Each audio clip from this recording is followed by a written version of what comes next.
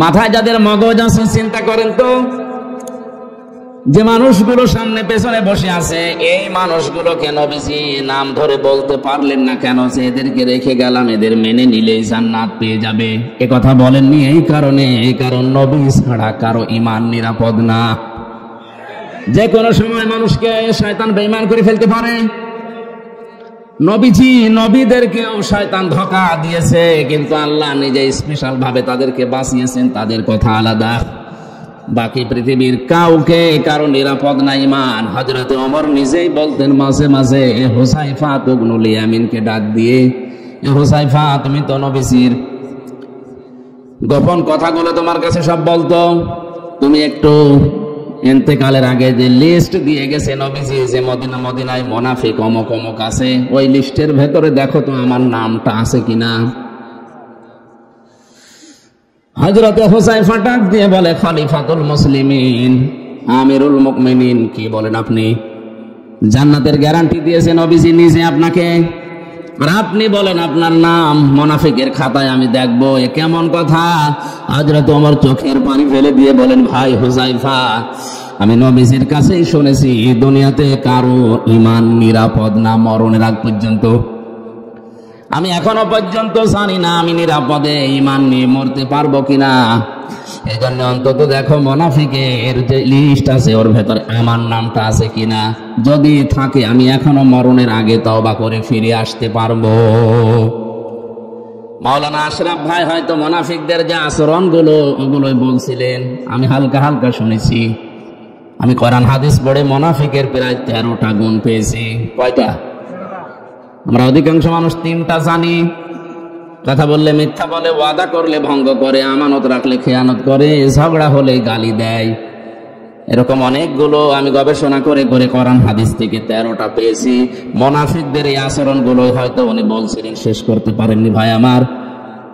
এই সমস্ত গুণাগুণগুলো, জারগুলো, এই আচরণগুলো যদি কারো ভেতরে পাওয়া যায়, বুঝবেন তার ভেতরে নিফাকি আছে, মুনাফিকি আছে।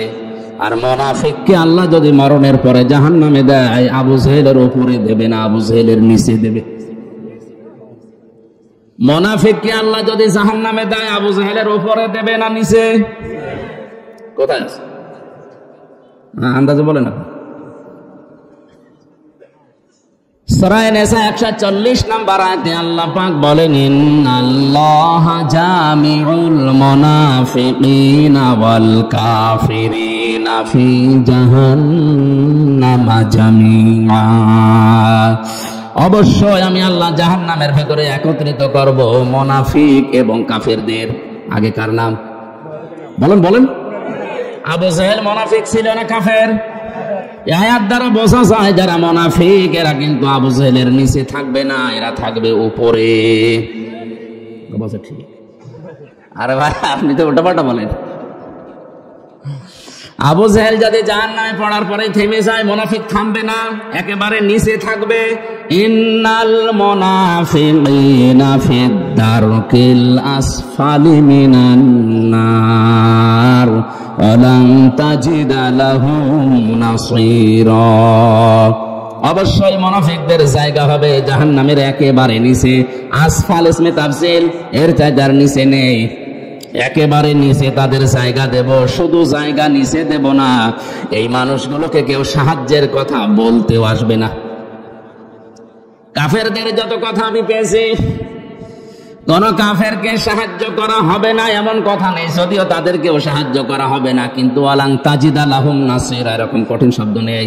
তাজিদার আগে লান আছে মজারে, মজারের আগে আমি আগেই বললাম লাং তাদিল্লুর উদাহরণ দিতে গিয়ে লান আসলে অর্থ হয় কোশ্চিন কালেও হবে না।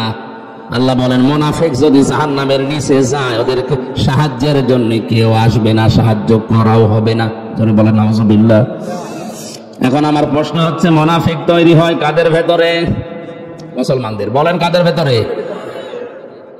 কোন ইহুদি, কোন খ্রিস্টান, কোন বৌদ্ধ, কোন হিন্দু, কোন মাজুসি, যত জাতি এখন পৃথিবীতে এখন প্রায় 4500 জাতি আছে, কোন জাতির ভেতরে মুনাফিক তৈরি হয় না।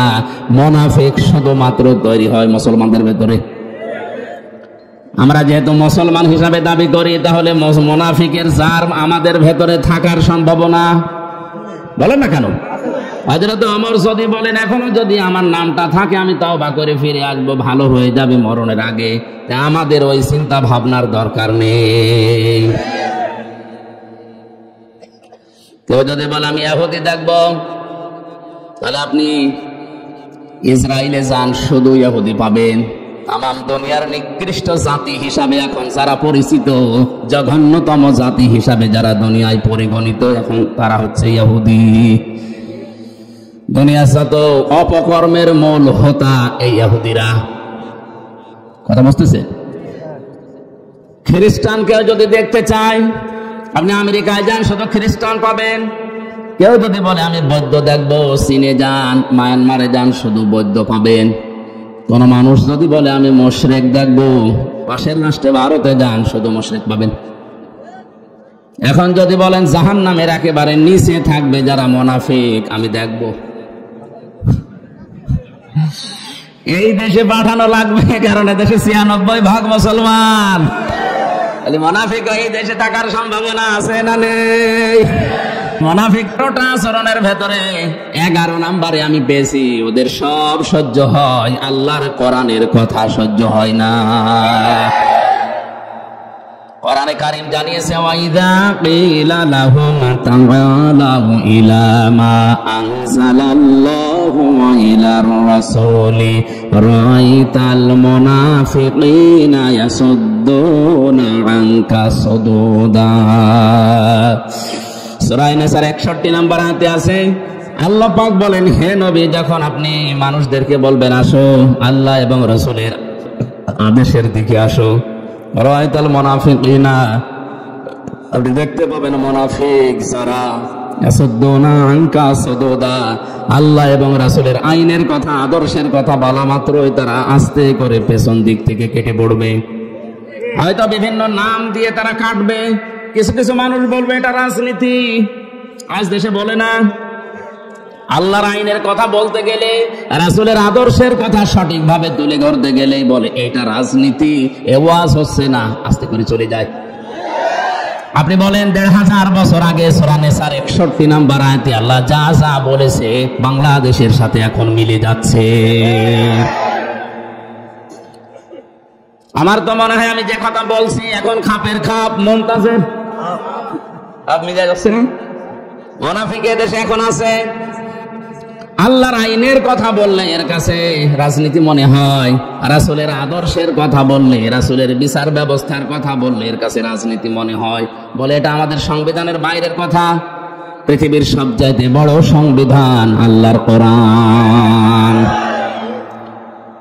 وَكَذَلِكَ أَنزَلْنَاهُ حُكْمًا عَرَبِيًّا وَلَئِنِ اتَّبَعْتَ أَهْوَاءَهُمْ بَعْدَ الَّذِي جَاءَكَ مِنَ الْعِلْمِ مَا لَكَ مِنَ اللَّهِ مِنْ وَلِيٍّ وَلَا وَاقٍ। জোরে বলেন আল্লাহু আকবার। সূরা রাদের ভেতরে আল্লাহ পাক জানিয়েছেন, হে নবী, এই কোরআনকে আমি আল্লাহ দুনিয়ায় সংবিধান করে নাজিল করলাম। এইটা বাদ দিয়ে কোনো মানুষ যদি মন মস্তিষ্কের তৈরি করা মন মতো আইন কানুন নিয়ম নীতি বানিয়ে পরিবার সমাজ চালাতে চায়, সে কাউকে সাহায্যকারী হিসাবে পাবে না। জোরে বলেন নাউজুবিল্লাহ। এই জন্য আমাদের উচিত হচ্ছে, আমরা যেহেতু মুসলিম, আমাদের একমাত্র আদর্শ হওয়ার কথা যার নাম বলেছি উসওয়াতুন হাসানা, দুনিয়ায় কেউ না, মুহাম্মাদুর রাসূলুল্লাহ। আজকের পোস্টারের প্রথমে আপনারা লিখে দিয়েছেন তোমাদের জন্য রাসূল সাল্লাল্লাহু আলাইহি ওয়াসাল্লামের জীবনে মহত্তম বা সর্বোত্তম আদর্শ লুকিয়ে আছে আল কোরআন। সূরা আহজাবের ২১ নম্বর আয়াতের প্রথম অংশে আছে। আমার প্রশ্ন, পরবর্তী শব্দগুলো লিখতে পারতেন। আল্লাহর নবীকে আদর্শ হিসাবে পাবে যাদের ভেতরে ৩টা গুণ আছে। কয়টা? আয়াতের পরবর্তীতে আল্লাহ সিরিয়াল করে দিয়েছেন, লিমান কানা ইয়ারজুল্লাহ ওয়াল ইয়াউমাল আখিরা ওয়া যাকারাল্লাহা কাসীরা। ১ নম্বরে যে মানুষগুলো লিমান কানা ইয়ারজুল্লাহ, আল্লাহ রাব্বুল আলামিনের দিকে যারা ফিরে আসে, রাজা ইয়ারজু মানে ফিরে আসা। ২ নম্বরে যে মানুষগুলো দুনিয়াতে ওয়াল ইয়াউমাল আখিরা, কিয়ামতে জবাব দেওয়া লাগবে, বিশ্বাস করে। তিন নাম্বার যাকারাল্লাহ কাসীরা, যাদের জীবনে সব চাইতে বেশি আল্লাহর আলোচনা হয়। কার? বলেন বলেন। তাহলে এই বাংলাদেশে 18 কোটি মানুষের জন্য রাসূলুল্লাহ আদর্শ এখনো সবার জন্য হয়নি, কারণ এই তিনটা গুণ আমরা অধিকাংশ মানুষের ভেতরে দেখতে পাচ্ছি না। কথা বলা লাগবে। আমি শর্ত দিলাম মাওলানা হাফিজকে, আপনি যদি কুষ্টিয়ায় যান আপনার সাথে আমি যাব, শর্ত দিয়েছিলেন আপনি যদি যান। এখন উনি যদি সকালে না যায়, আমার যাওয়া দরকার আছে। আল্লাহ তাআলা বলেন উত্তম আদর্শ, সর্বোত্তম আদর্শ তোমাদের জন্য রাসূলুল্লাহ, কিন্তু তিনটা গুণ থাকা লাগবে। কয়টা? সবাই বলেন, সবাই বলেন। আপনার ভেতরে আছে কিনা আপনি মিলান। যদি না থাকে, কোরআনে কারীম আমার সামনে সূরা আহজাবের 21 নম্বর আয়াতকে সাক্ষী রেখে বলছি, মরণের পরে বিনা হিসাবে বিনা বিচারে আপনি জাহান্নামে। আপনি যতই নামাজ পড়েন, রোজা রাখেন, 5 কলি 10 কলি 20 কলি মাথায় দেন, যদি মনে করেন আমার তো ঈমান আছে না, আপনার ঈমান নেই। কারণ এই তিনটা গুণ যদি কারো না থাকে, সে রাসূলুল্লাহকে আদর্শ পায়নি, আর রাসূল যার আদর্শ হয়নি ওর ঈমান নেই, ওটা বেঈমান। খুব মনোযোগ সহকারে শোনেন। আল্লাহ রাব্বুল আলামিন বলেন, এক নম্বরে যারা সব কাজ আমি আল্লাহর দিকে ফিরে আসার নিয়তে করে, যে কোনো কাজে হাত দেওয়ার আগেই চিন্তা করে আল্লাহ এই কাজে আমার আল্লাহ রাজি আছে তো। আজকে যে গাড়িতে আসলাম, লোকটাকে আমি এর আগে কোনোদিন দেখেছি বলে মনে হয় না, কিন্তু যে ভালোবাসা আমার প্রতি দেখিয়েছে এই দুনিয়ার স্বার্থ পাওয়ার জন্য না, এটা আল্লাহর জন্য। দুনিয়ায় যাকে আপনি ভালোবাসবেন, যাকে এগিয়ে দেবেন, সাহায্য করবেন, লোক দেখানোর জন্য, স্বার্থ পাওয়ার জন্য না। যে মানুষগুলো শুধুমাত্র আল্লাহর জন্য কাউকে ভালোবাসে। 2 নম্বরে ওয়াল ইয়াউমাল আখিরা, কিয়ামতের দিবসে যারা বিশ্বাস করে। সে জন্মের পর থেকে শুনছে কিয়ামত হবে, কিয়ামতের দিন আছে, কিন্তু কিয়ামত যে কি, কিভাবে হবে, কিয়ামতে জবাব দেওয়া লাগবে, এই বিশ্বাস যদি কোনো মানুষের ভেতরে একবার জন্ম হয়ে যায়, ওর জীবন থেমে যাবে। আয়াতের তাফসীর করতে গিয়ে আমি জেলখানার ভেতরে থাকাকালীন ফি জিলালিল কোরআনে পড়েছিলাম। আছেন আপনারা ময়দানে? খলিফাতুল মুসলিমিন হযরত ওমর তার সন্তান আব্দুল্লাহকে ভর্তি করলেন মাদ্রাসায়। ওই সময় হযরতে আলী ছিলেন প্রধান বিচারপতি, তার সন্তান হুসাইন ওই একই মাদ্রাসায় ভর্তি হয়েছে। বারবার কলম ফেলে দিচ্ছে, আব্দুল্লাহকে বলে কলম তুলে দাও। তিনি একবার, দুইবার, তিনবার তুলে দিলেন। প্রেসিডেন্টের ছেলে স্বাভাবিকভাবে রাগ হয়ে গেছে, ডাক দিয়ে বলে হুসাইন ইচ্ছা করে কলম ফেলে দাও, আমারে তুলতে বলো, আমি কি তোমার চাকর খাদেম? হযরতে হুসাইনও রাগ করেই বলে ফেলেছে, আব্দুল্লাহ তুমি শুধু খাদেম না, খাদেমের বাচ্চা খাদেম। মেম্বারের ছেলেকে এরকম গালি দিলে তারও মেজাজ খারাপ হয়, আর তিনি দেশের প্রেসিডেন্টের ছেলে। এক দৌড়ে বাড়িতে গিয়ে বলে, আব্বা আমি আর মাদ্রাসায় যাব না। কেন? হুসাইন আমারে গালি দিয়েছে, আমি নাকি খাদেমের বাচ্চা খাদেম। হযরত ওমর বিচক্ষণ মানুষ ছিলেন, ডাক দিয়ে বলে, সন্তান আমি বিচার করব, কিন্তু এখন না, জমার দিন। জমার দিন তিনি খুতবা দিচ্ছিলেন, বক্তব্যের মাঝখানে তিনি দাঁড়িয়ে বললেন, এখানে হযরত হুসাইন আছে? বলে হ্যাঁ। এদিকে আস, তুমি আমার ছেলেটাকে গালি দিয়েছো খাদেমের বাচ্চা, চাকরের বাচ্চা বলে? বলে হ্যাঁ দিয়েছি। কেন দিলে? হযরতে হুসাইন বলে, ওমর হাতে মুখে হাত দিয়ে বলেন তো, আপনি কি আমার নানার খাদেম ছিলেন না? হযরত ওমরের কথা বন্ধ হয়ে গেছে, চোখ দিয়ে টপ টপ করে পানি পড়ছে। সাহাবীদের বললেন, নবীর সাহাবীরা বিচার হয়ে গেছে। ছোট মানুষ তো, আব্দুল্লাহ বোঝে না, বলে বাবা তুমি তো এখনো বিচার আরম্ভই করনি, হুসাইনকে মারবে না? হযরতে ওমর বলে, বাবা যে বিচার করেছি এটা আমার অনেক কাজে লাগবে। হুসাইন তুমি যেটা বললে এটা কি লিখে দিতে পারবে? হ্যাঁ। খেজুর পাতার একটা পৃষ্ঠা, খেজুর পাতার একটা পাতা নিয়ে এসেছে খেজুর গাছের, ওখানে লিখে দিয়েছে ওমর আমার নানার খাদেম ছিল, এটা আমি দেখেছি, সই করে দিলাম সে হুসাইন ইবনে আলী। যান। হযরত ওমর কাগজটা হাতে নিয়ে মুখে জমা দিলেন। ছেলেকে ডাক দিয়ে বললেন, বাবা মারা যাওয়ার পরে এই কাগজটা আমার কাফনের ভেতরে দিয়ে দিও। কিয়ামতের ময়দানে যদি আল্লাহ আমাকে প্রশ্ন করে আর জীবনের যদি কিছুই কবুল না হয়, অন্তত এই কাগজটা তুলে দেখাতে পারবো, মাবুদ তোমার নবীর নাতি লিখে দিয়েছে আমি নবীর খাদেম ছিলাম।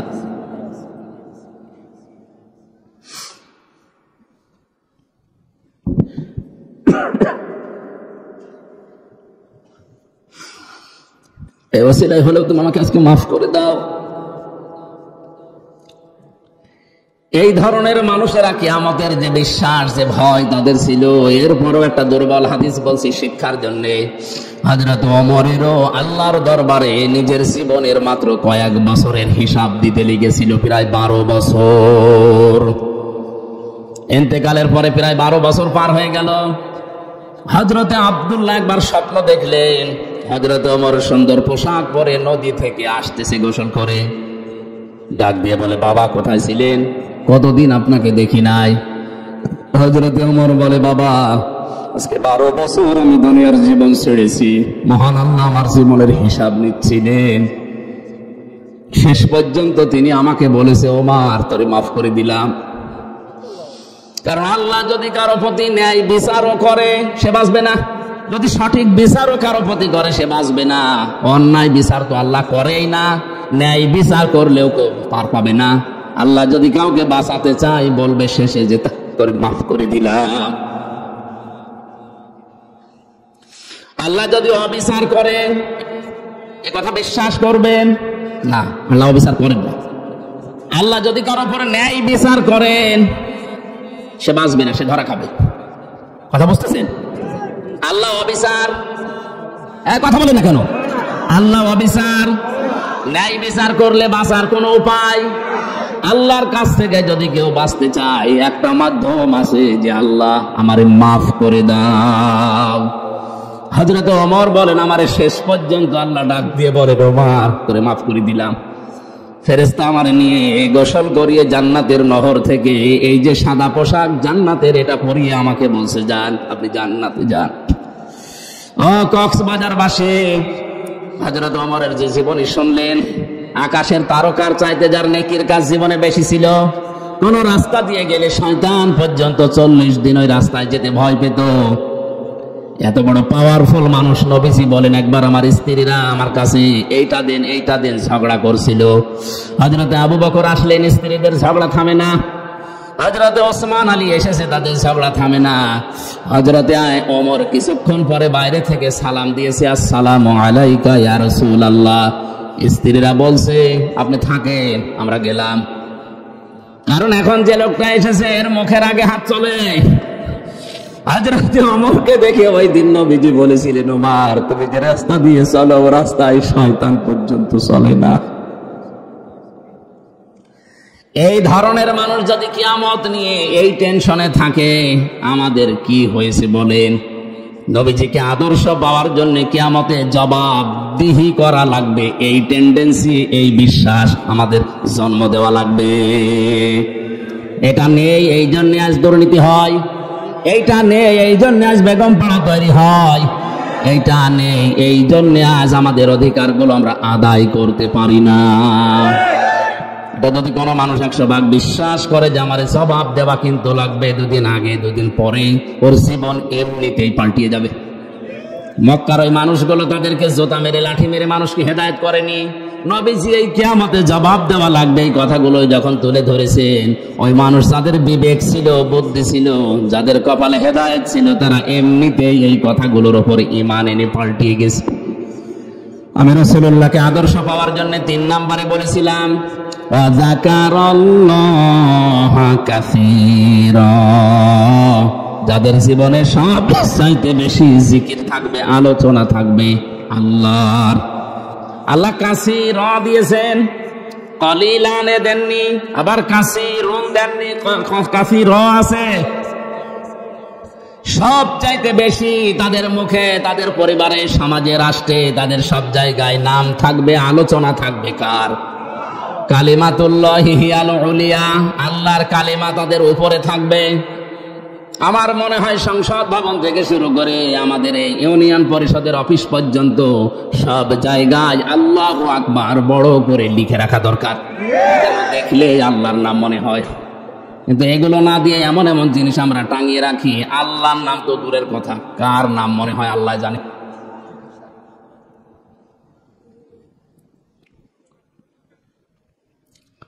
আল্লাহ রাব্বুল আলামিন বলেন, রাসূলুল্লাহকে যারা আদর্শ হিসাবে এই তিনটা গুণ অর্জন করে পাবে, বিশ্ব নবী মুহাম্মদুর রাসূলুল্লাহ হওয়ার পর থেকে আতঙ্কে ছিলেন। কিসে ছিলেন বলেন বলেন? 1 থেকে 40 বছর তার সমস্যা হয়নি। 40 থেকে 63 23 বছরে 82 বার তাকে ডাইরেক্ট হত্যা করার জন্য ইহুদিরা চেষ্টা চালিয়েছে। শুধু চেষ্টায় চালিয়ে শেষ করে দেয়নি, মরণের পরেও তার লাশ পর্যন্ত চুরি করার জন্য তারা ব্যস্ত ছিল। এজন্য ওই 23 বছর রাসূলুল্লাহকে যারা মেনে নিয়েছে তারাও বিপদে পড়েছে, কিন্তু 1 থেকে 40 যারা ওই সময় মেনেছিল, তার সাথে ছিল, তাদের কোনো বিপদ হয়নি। এমনকি পুরো আরব জাহানে তাদের একটা শত্রুও ছিল না।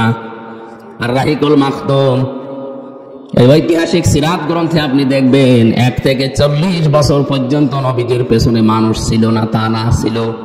কারণ হিলফুল ফজল যেদিন গঠন করেন তার সাথে ওই এলাকার যুবকেরা অনেকেই যোগ দিয়েছিল। সামাজিক উন্নয়নমূলক অনেক কাজ তিনি এই সংগঠনের মাধ্যমে এলাকায় করতেন। কিন্তু দুঃখজনক হলেও সত্য, একটা শত্রু তার ওই সময়ের ভেতরে তৈরি হয়নি। একই মানুষ 40 বছরে কোরআনে কারিমটা হাতে পাওয়ার পরে যতদিন এটা তার কাছে ছিল ততদিন তার শত্রুর অভাব ছিল না। এই জন্য আমরা যদি কেউ বলি আমি নবীওয়ালা কাজ করি না, আপনি মোহাম্মদ ইবনে আব্দুল্লাহর কাজ করেন, এই জন্য আপনার সমস্যা হয় না। কেউ যদি রাসূলুল্লাহর কাজ আরম্ভ করে, রাসূলুল্লাহর যেভাবে আরম্ভ হয়েছিল 3 বছর তিনিও ছেলে ছিলেন, আপনারও থাকা রাখতে পারে।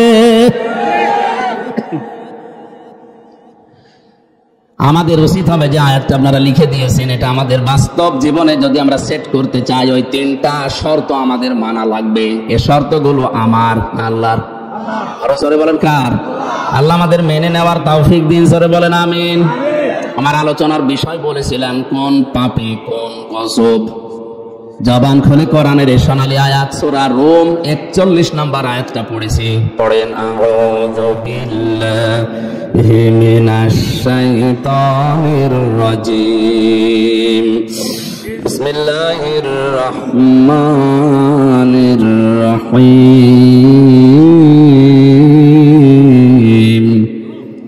যাহারাল ফাসাদু ফিল বাররি ওয়াল বাহরি বিমা কাসাবাত আইদিন নাস লিয়ুযীকাহুম বা'দাল্লাযী আমিলু লা'আল্লাহুম ইয়ারজিউন।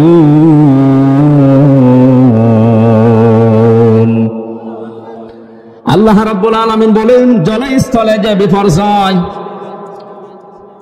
যে অশান্তিগুলো, যে গজবগুলো দেখতে পাও, এগুলো আমি একটাও দিতে চাই না। এগুলো সব তোমাদের হাতের পাপ কামাই করা ফসল। আমি কেন এগুলো দেই মাঝে মাঝে জানো? অতিবৃষ্টি অনাবৃষ্টি মাঝে মাঝে এ জমিনকে ঝাঁকুনি দেই, আমরা যেটা ভূমিকম্প বলে শুনি। এগুলো কেন করি? লিইউযীকাহুম বা'দাল্লাযী আমিলু, তোমরা যে আমল করেছো, কাজ করেছো, আমল আবার 2 প্রকার। আমল কয় প্রকার? একটা বদ আমল, একটা নেক আমল।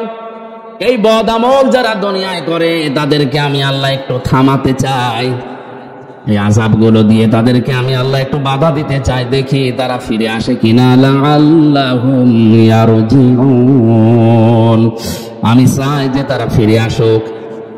কপাল পোড়া মানুষ আমরা, মাঝে মাঝে এগুলো আমাদের সামনে আসতেছে, এগুলো দেখার পরও আমরা ফিরে আসা দূরের কথা, আমাদের বিদ্যা আরো বাড়ে। সরাসরার ভেতরে আল্লাহ জানিয়েছেন, এটা 29 নম্বর আয়াতে আছে, ওমা সাবাকুম মিন মুসিবাতিন ফাবিমা কাসাবাত আইদিকুম ওয়া ইয়াফু আন কাসীর। তোমরা যত অন্যায় করো, পাপ করো, সব পাপের শাস্তি যদি আমি আল্লাহ দেই, শ্বাস ফেলার সময় তোমরা পেতে না। আমি আল্লাহ অধিকাংশগুলোই মাফ করে দেই, কিছু পাপের শাস্তি দুনিয়ায় পাঠাই যেন তোমরা আমি আল্লাহর দিকে ফিরে আসতে পারো। বাংলার মুসলমানেরা আজকে আমি কয়েকটা পয়েন্টের উপরে সাজিয়েছি। আমি দেখতে চাই এই পাপগুলো যদি বাংলাদেশে হয়, ওগুলোর জন্য আপনি যতই দোয়া দরুদ পড়েন, তাবিজ কবজ গলায় দেন, থামাতে পারবেন না। আল্লাহর শাস্তি ওটা ছেড়ে দেওয়া লাগবে।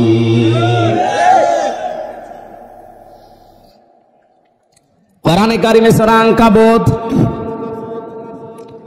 আয়াত নাম্বার 40 41 ফাকুল্লান আখাযনা বিযামবিহি ফামিনহুম মান আরসালনা আলাইহি হাসিবা ওয়া মিনহুম মান আখাযাতুহুস সাইহাতু ওয়া মিনহুম মান খাসাফনা বিহিল আরদা ওয়া মিনহুম মান আগরাকনা وما كان الله ليظلمهم ولكن كانوا أنفسهم يظلمون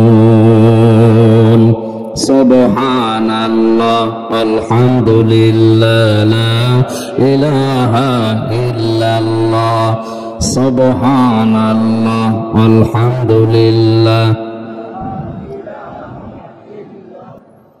यार जिक्र जरूर करें सुबहानल्लाह अल्हम्दुलिल्लाह ला इलाहा इल्लल्लाह ला इलाहा इल्लल्लाह मुहम्मदुर রাসূলুল্লাহ।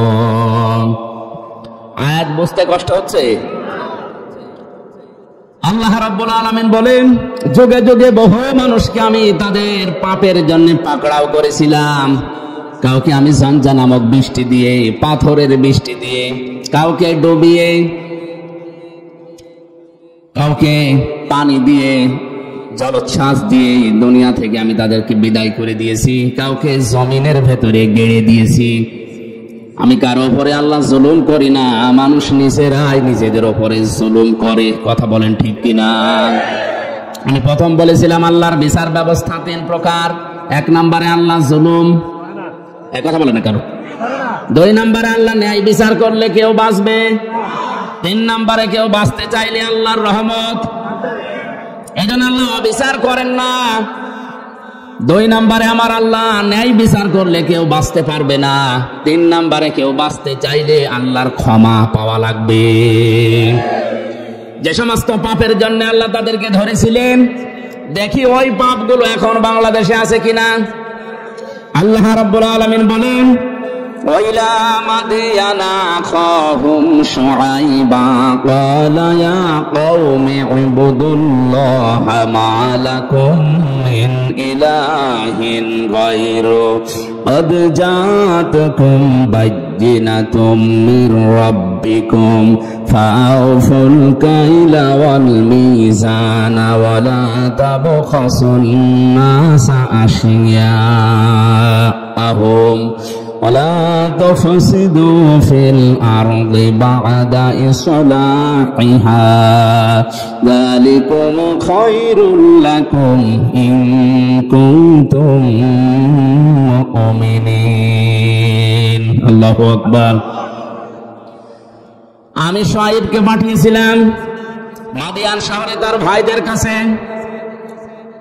এ কোরআনে অনেকগুলো নবীর দাওয়াতি সিস্টেম দেওয়া আছে, তারা দাওয়াত দিত এই কায়দায়, এই পদ্ধতিতে। এখানে শুআয়ব আলাইহিস সালামের নাম দিয়ে আল্লাহ কিছু শিক্ষা দিতে চেয়েছেন। একটু ভালো করে শুনেন।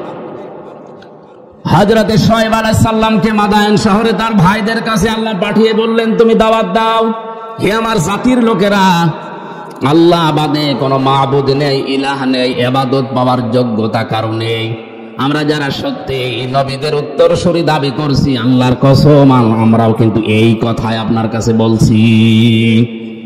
আল্লাহ ছাড়া ইবাদত পাওয়ার যোগ্যতা কারো। এই জন্য সহজভাবে বলি লা ইলাহা ইল্লাল্লাহ, আল্লাহ বাদে ইবাদত পাওয়ার যোগ্যতা, উপাস্য হওয়ার যোগ্যতা দুনিয়ায় আর কারো নেই। এই কথা বললেই হিন্দুরা রাগ করে, কারণ ওদের দেবতা একটা দুইটা না, কয়টা? 33 কোটি। ওদের দেবতা 33 কোটি। এই জন্য ওদের রাগ হবে। আল্লাহ ছাড়া ইবাদত পাওয়ার, উপাসনা পাওয়ার যোগ্যতার কারণে কথা বললে ইহুদির মন আপনি পাবেন না, খ্রিস্টানের মন আপনি পাবেন না। ওয়ালান তারদা আনকাল ইয়াহুদু ওয়ালান নাসারা হাত্তা তাত্তাবিআ মিল্লাতাহুম কুল ইন্না হুদাল্লাহি হুয়াল হুদা। হে নবী, কখনো ওরা আপনার পদে ইহুদি খ্রিস্টানরা রাজি হবে না যতক্ষণ আপনি তাদের যে ধর্ম অনুসরণ না করবেন। ওদের ধর্মে খোদা কয়জন? 33 কোটি, কারো কারো 3 জন, কারো 2 জন। বিভিন্ন জিনিসকে তারা খোদা হিসাবে মেনে নিয়েছে, উপাস্য হিসাবে ইবাদত পাওয়ার যোগ্যতা তারা ভাগ ভাগ করে দিয়েছে। একমাত্র জাতি মুসলিম, 175 কোটি মানুষের ভেতরে হয়তো ভুল ত্রুটি থাকতে পারে, কিন্তু লা ইলাহা ইল্লাল্লাহর ব্যাপারে কোনো পার্থক্য আমাদের নেই।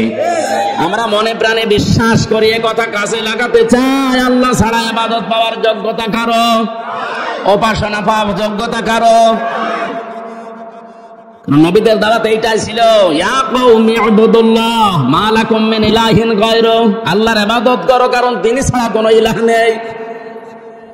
এরপরে হযরতে শুআয়ব আলাইহিস সালাম তার জাতির লোকের কাছে যে মেসেজটা দিয়েছেন, নবীদের দাওয়াতি পদ্ধতি আপনাকে আমি বলছি, ক্বাদ জাআতাকুম বাইয়িনাতুম মির রাব্বিকুম, অবশ্যই তোমাদের রবের পক্ষ থেকে তোমাদের কাছে স্পষ্ট দলিল, প্রমাণ, নিয়ম নীতি, আইন কানুন এসেছে। সে আইনের ভেতরে 2টা কথা এখানে আল্লাহ পাক দিয়েছেন, ফাউফুল কাইলা ওয়াল মিজানা ওয়ালা তাবখাসুন নাসা আশিয়াআহুম। 1 নম্বরে তোমরা ওজনে কম বেশি করবে না। কিসে? সবাই বলেন। এই ওজন বলতে শুধু দাড়ি পাল্লার ওজন। এখন তো অনেকে দাড়ি পাল্লায় তুলে দেওয়ার চিন্তা আছে। হাইকোর্টের সামনে বিশাল একটা দাড়ি পাল্লা টাঙানো আছে, 2 দিকের মাপই সমান। এটা দ্বারা দেশের জনগণকে বোঝানো হচ্ছে যে ন্যায় বিচার ছাড়া এখানে কিছু চলে না। দাড়িপাল্লা মানে কি? মানদণ্ড। দাড়িপাল্লা মানে ন্যায় বিচারের মানদণ্ড। ওইটা যে এদিকেও যেমন এইদিকেও সমান, কোন দিকে একেবারে কম বেশি নেই, সমান সমান। আচ্ছা, তো বিচার ব্যবস্থার দিকে তাকালে আজ যেটা দেখতে পাচ্ছি আমরা, ন্যায় বিচারের তুলনায় অবিচারই বেশি হচ্ছে। ন্যায় বিচারের তুলনায় অবিচার যদি না হবে, কোন কারণে আমি 3টা বছর জেল খাটলাম, আপনি জবাব দেন।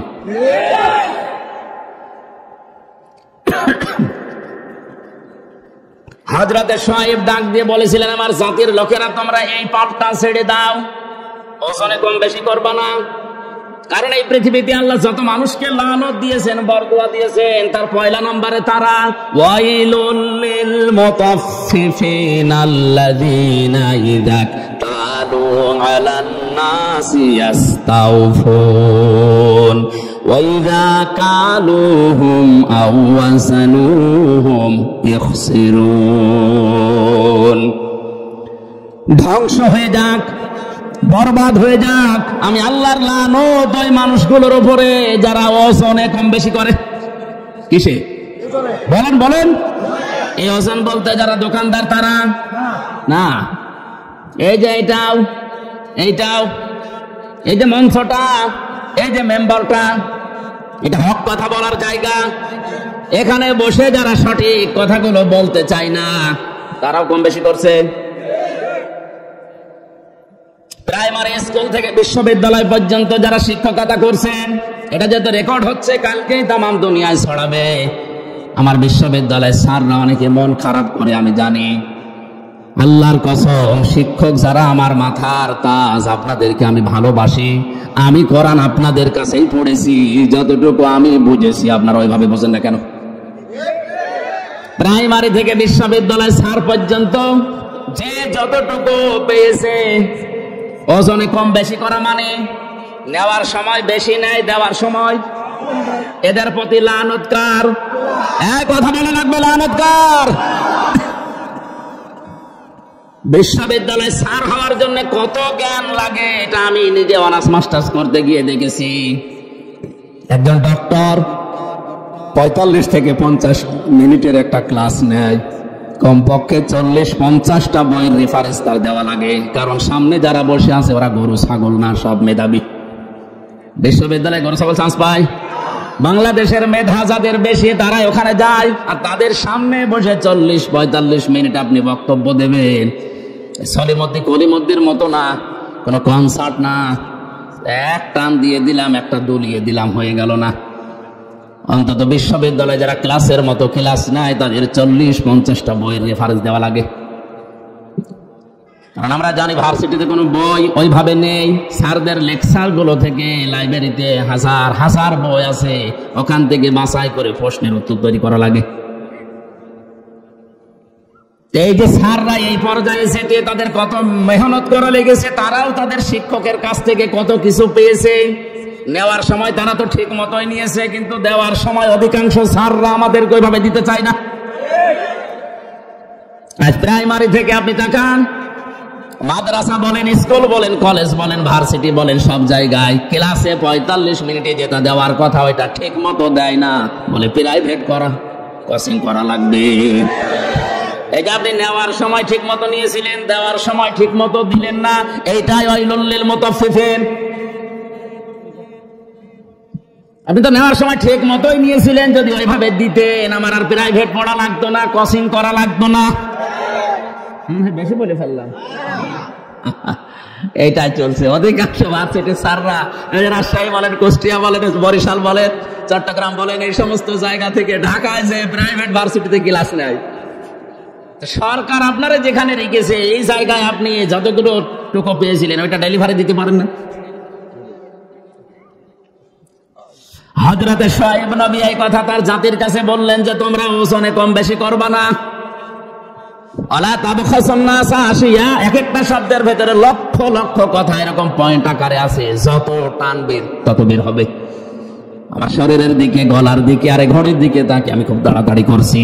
ওয়ালা তাবখাসুন নাসা আশিয়াহুম ওয়ালা তুফসিদু ফিল আরদি বা'দা ইসলাহিহা।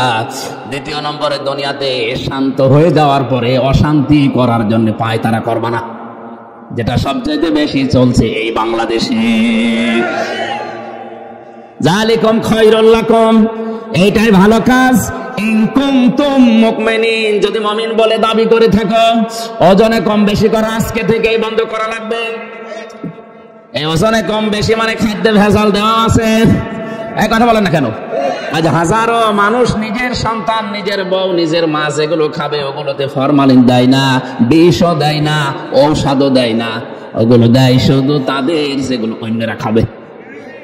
যারা ফরমালিন দিচ্ছেন, বিষ দিচ্ছেন, ঔষধ দিচ্ছেন, এগুলোর কারণে যে ফলগুলো তরতাজা দেখতে মনে হয়, ধোঁকা খেয়ে আমাদের মতো মানুষ আমরা কিনে নিয়ে আসি, আমাদের কিডনি নষ্ট হয়ে যায়। হ্যাঁ কথা বলেন। এগুলো যারা করছেন ওই ব্যবসায়ীরা, আপনার দ্বারা আমার কিডনি, আমার হার্ট, আমার মস্তিষ্ক নষ্ট হয়ে যাচ্ছে, আপনি মানুষ হত্যা করার গুনাহ কামাই করছেন। আপনার উপরে আল্লাহর লানত, আল্লাহর বরদোয়া। ও বাংলার মুসলমানেরা, আল্লাহ যদি কাউকে বরদোয়া দেয়, বলেন ওরে কে আর বাঁচাবে? মানে এই মুহূর্ত থেকে ওজনে কম বেশি করা, খাদ্যে ভেজাল দেওয়া বন্ধ করা লাগবে। দুনিয়া বেশ শান্ত হয়ে যাওয়ার পরে অশান্তি তৈরি করার জন্য পায়তারা করবেন না। যদি মুমিন বলে দাবি করেন, এরপরে আরো দুইটা কথা তিনি বলেছিলেন, নাকি শেষ করে দেব?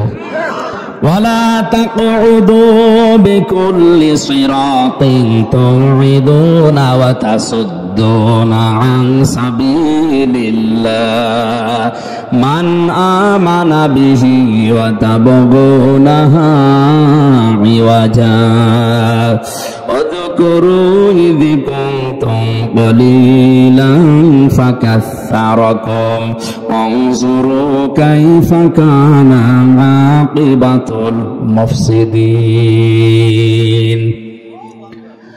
আরেকটু খেয়াল করেন, আল্লাহ তাআলা বলেন তাদের আরেকটা অপরাধ ছিল, ওয়ালা তাকউদু সিরাত তাকউদু বিকুল্লি সিরাতিন তু'রিদুনা।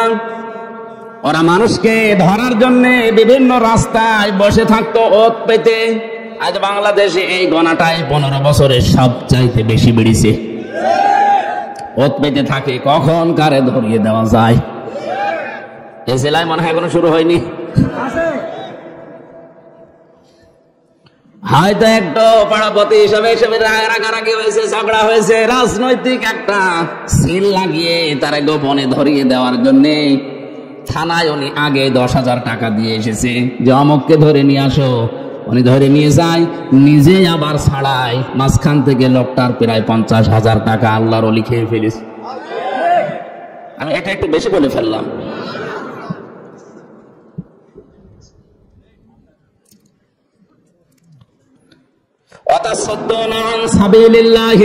দুই নম্বরে তারা গোনা করতো, 4 নম্বরে এটা, 4 নম্বরে তাদের অপরাধ ছিল এইটা, ওরা আল্লাহর রাস্তা থেকে মানুষকে সরিয়ে দেওয়ার জন্য বিভিন্ন কায়দা কৌশল কাজ কারবার করতো।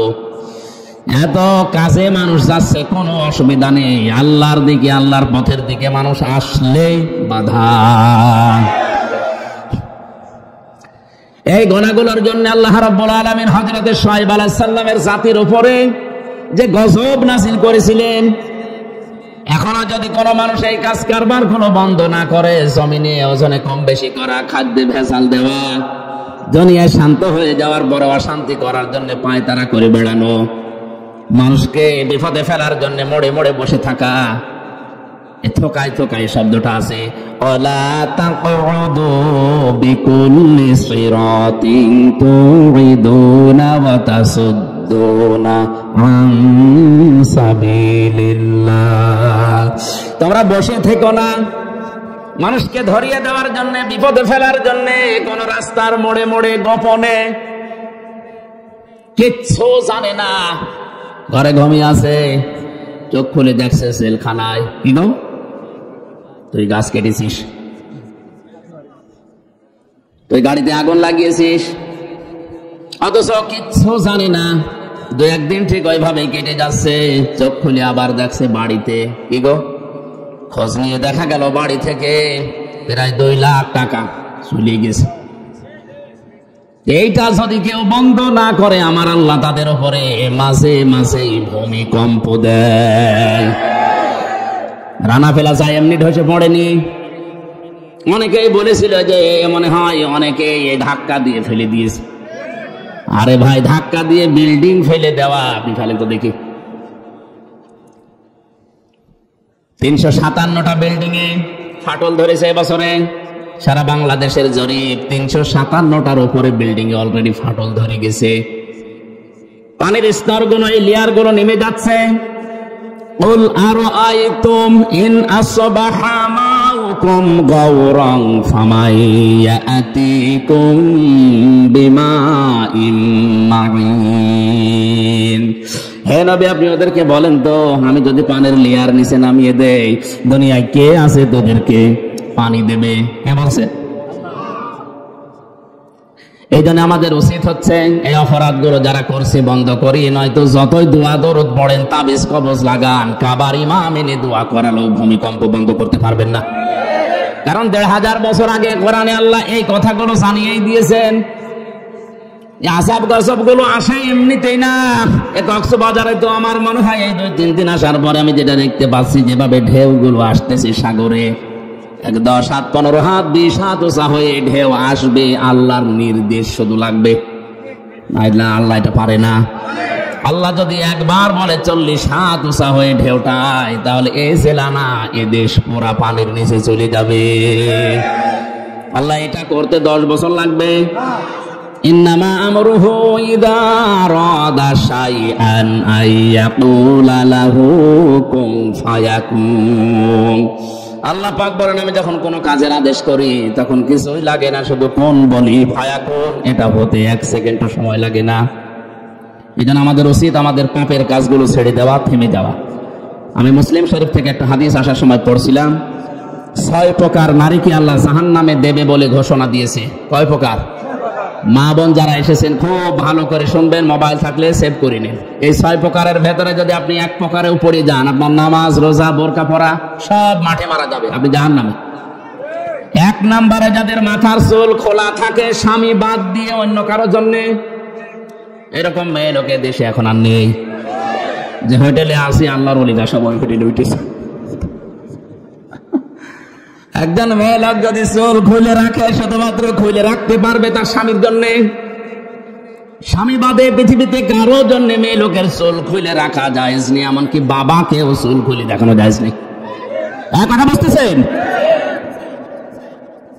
একজন মেয়ে লোকের চুল যত তার স্বামী দেখবে, তার চোখের পাওয়ার বাড়বে, তত সওয়াব বেশি পাবে ওই মেয়েটা।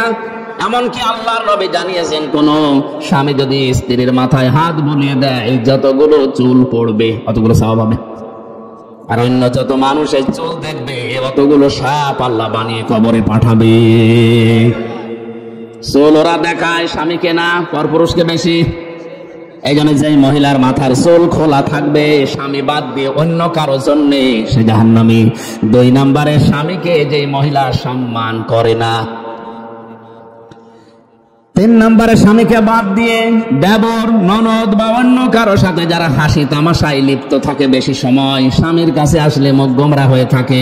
আর যদি দেবর পায়, তাহলে স্বামী গিয়েছে ঘাস কাটতে, বাগে ধরে খাক, আমার দেওরা বেশি থাকে।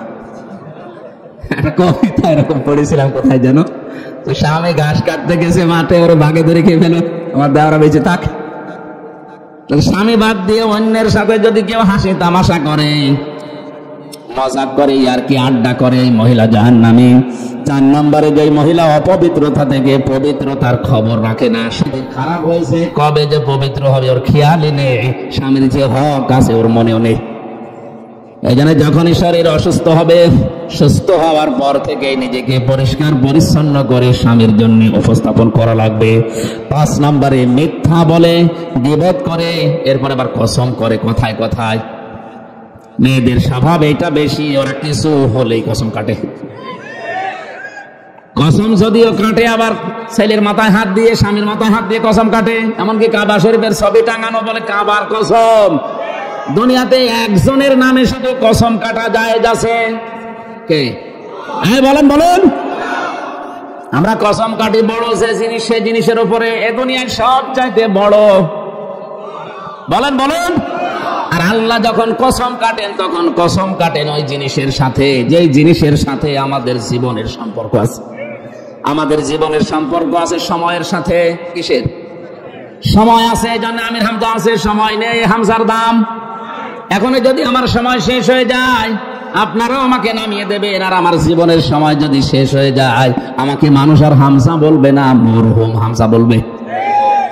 এজন্য মানুষের জীবন সংক্রান্ত কথাগুলো বলতে গিয়ে আল্লাহ জানিয়েছেন, ওয়ালা আসরি ইন্নাল ইনসানা লাফি খুসর। সময়ের কসম, জীবনের কসম, হায়াতের কসম, ইতিহাসের কসম।